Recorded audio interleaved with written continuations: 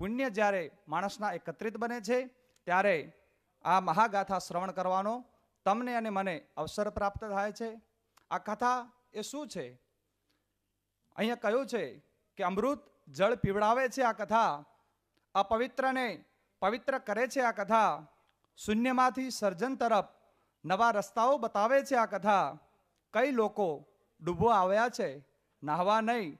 કઈ લોકો ડૂબવા આવ્યા છે, નાહવા નહીં.